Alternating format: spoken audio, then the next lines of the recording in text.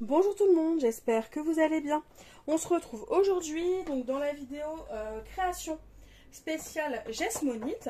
Donc on va réaliser la petite étagère en croissant de lune. Donc j'ai sorti le moule. Enfin même si je viens de tourner le haul, hein, j'enchaîne juste derrière. Voilà, et on va réaliser cette petite étagère parce que elle me fait envie. Et en même temps, je voulais vous montrer en fait le rendu de ce moule là. Donc on va s'en occuper.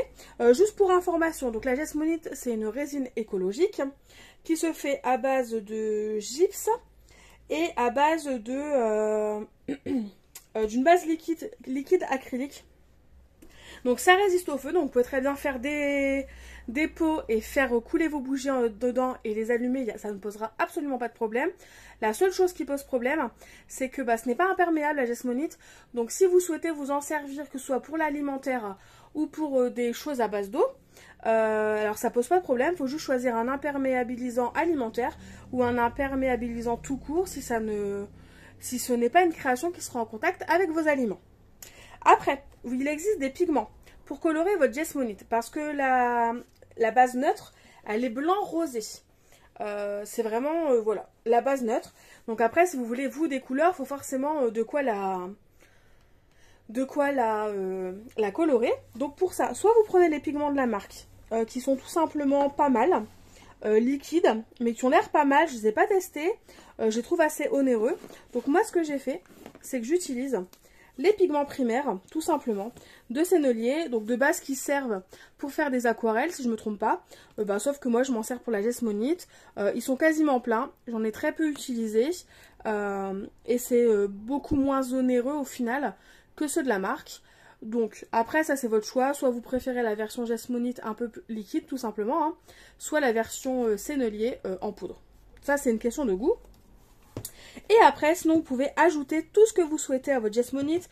On peut venir faire coller du flex dans le moule pour que ça apparaisse. On peut venir mettre des paillettes et pour que les paillettes ressortent. Hein. Et elles tiennent bien les paillettes. Hein. Après, elles ne s'enlèvent absolument pas. Une fois qu'elles sont fixées avec la Jesmonite, ça ne bougera pas.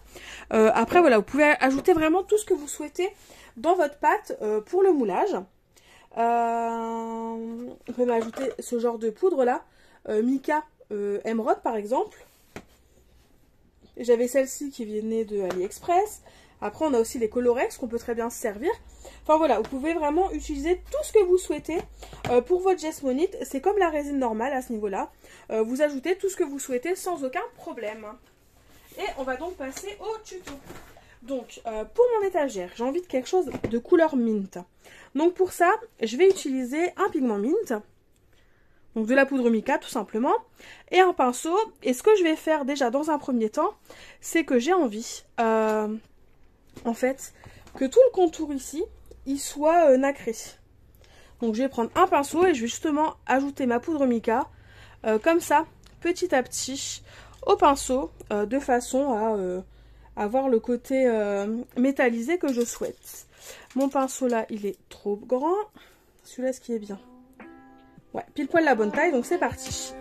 Donc là, toute cette partie-là, on va la faire en accéléré. On se retrouve juste après pour le mélange de notre poudre et notre liquide.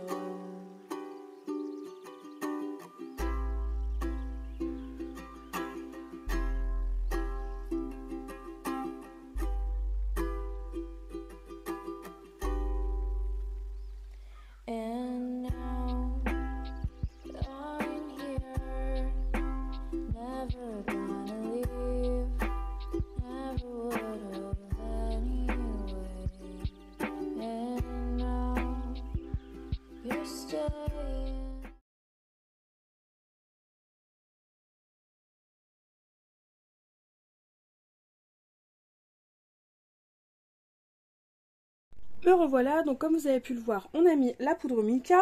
Donc ça fait ça, ça ressort, hein, comme vous pouvez le voir. Donc là mon moule, je vais le mettre de côté. On va s'occuper du mélange. Donc pour ça, j'ai pris ma balance de cuisine. J'ai pris un fouet pour mélanger si jamais avec la spatule ça va pas comme je veux. Parce que je pense pas que ça va aller. Donc je pense que je vais plutôt prendre le fouet. J'ai pris mon récipient, dont je vous ai déjà parlé. Hop. Et là, du coup, on va prendre la poudre. Donc la poudre, la boîte, elle est fermée. Alors, là, juste ici. Hop. Et donc là, je pense que je vais faire une double dose. J'ai prévu des petits moules de bougeoir, hein, ici, si jamais j'ai trop de pâte. Mais donc du coup, il faut savoir qu'en plus, une base de normale, c'est 250 g de poudre et 100 g de liquide. J'allume ma balance et donc on va compter 500 g de poudre du coup. Comme je fais double dose, unité. Donc 500 g de poudre. Et donc là, du coup, comme j'ai mis une double dose de poudre, eh bien, je vais mettre une double dose de liquide. Ce qui veut dire qu'au lieu de mettre 100 g, on va mettre 200 g. Mais avant, on va faire tard et je vais colorer ma poudre. Donc là, comme je veux quelque chose d'assez mint, mais un peu plus clair quand même que celui que j'ai mis dans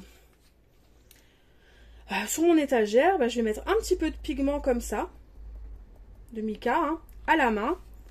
Et ça va colorer. Donc là, après, je vous avouerai qu'en termes de pigment, j'ai pas trop d'idées de quantité ou autre. Hein.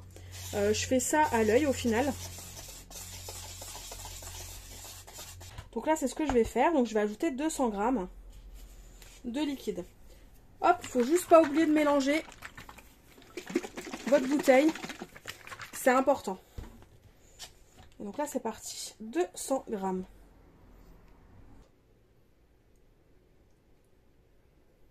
Hop, et 200 g. Et maintenant que mon liquide est mis, je prends mon fouet, je prépare mon moule, hein, et je mélange assez rapidement parce que comme je vous l'ai dit, on n'a pas beaucoup de battements pour couler notre résine.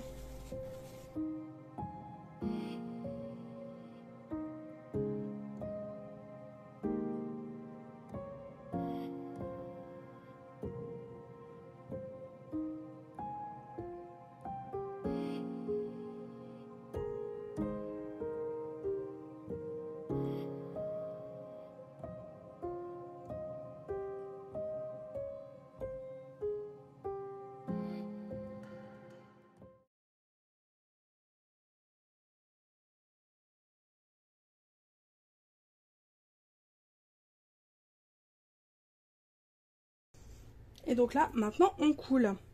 Donc pour couler, il faut aller vite. Hein, et en même temps, il ne faut pas hésiter à tapoter partout pour vraiment chasser toutes les bulles d'air qui vont remonter à la surface.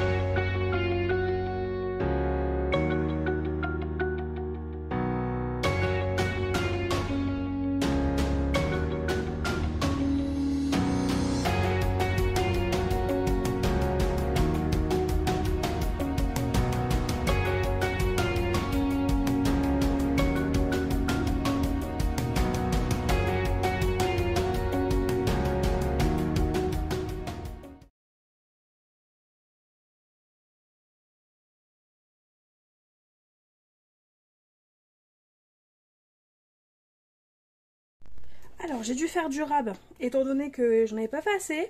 Donc il faut 2 doses et demie hein, pour le moule étoile. Donc là ce que je vais faire c'est qu'avec le reste, vu qu'il m'en reste un petit peu, je vais faire le mini moule pour justement voir à quoi il ressemble. Donc là ce que je vais faire c'est que je vais décoller tous les côtés. Comme ça quand il y a de l'excédent de matière, bah, ça se casse. Et au moins je suis sûre que mon que mon moule se décolle bien. Et là, je vous dis, hein, vraiment le côté qui est pas beau, c'est pas grave.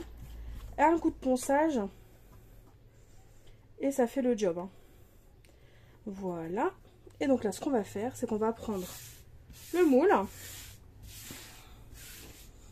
On va le retourner. On va venir le démouler en tirant. Enfin, en venant retourner le moule en fait sur lui-même. Donc, comme vous pouvez le voir, ça se démoule assez facilement quand même.